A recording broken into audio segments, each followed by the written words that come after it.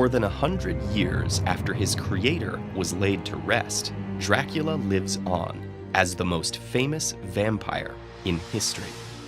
But this Transylvanian noble, neither the first fictional vampire nor the most popular of his time, may have remained buried in obscurity, if not for a twist of fate.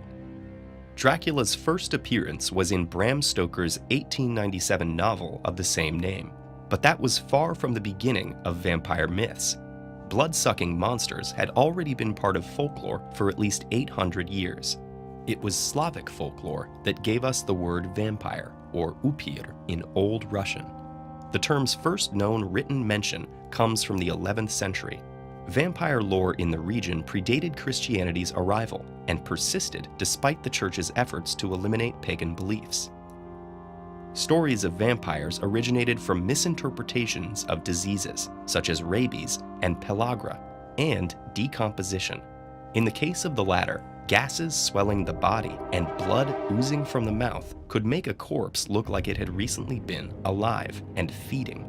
Vampires were described as bloated, with overgrown teeth and nails.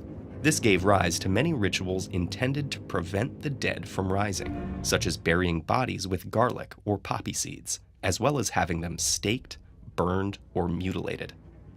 Vampire lore remained a local phenomenon until the 18th century, when Serbia was caught in the struggle between two great powers, the Habsburg monarchy and Ottoman Empire.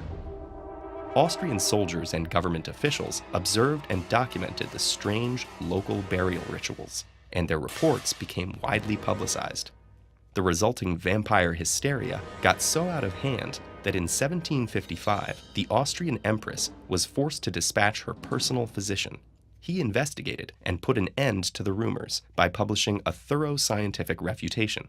The panic subsided, but the vampire had already taken root in Western Europe's imagination, spawning works like The Vampire in 1819 and Joseph Sheridan Le Fanu's Carmilla in 1872. This book would greatly influence a young Irish drama critic named Bram Stoker.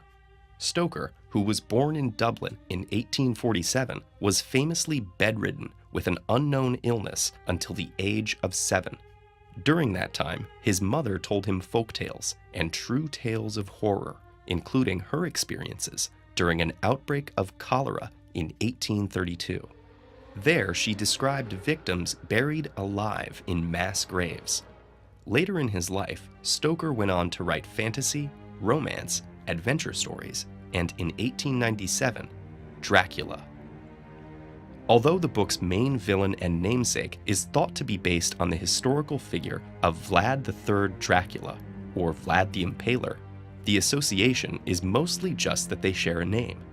Other elements and characters were inspired directly and indirectly by various works in the Victorian era, such as The Mysterious Stranger. The novel, upon release, was only a moderate success in its day, nor was it even Stoker's most well-known work, mentioned only briefly in a 1912 obituary. But a critical copyright battle would completely change Dracula's fate and catapult the character into literary renown. In 1922, a German studio adapted the novel into the now classic silent film Nosferatu without paying royalties. Despite changes in character names and minor plot points, the parallels were obvious, and the studio was sued into bankruptcy.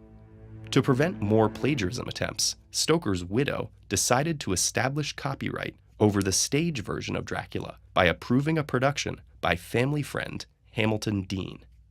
Although Dean's adaptation made drastic cuts to the story, it became a classic, thanks largely to Bela Lugosi's performance on Broadway.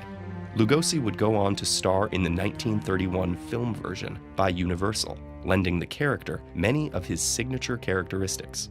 And since then, Dracula has risen again in countless adaptations, finding eternal life far beyond the humble pages of his birth.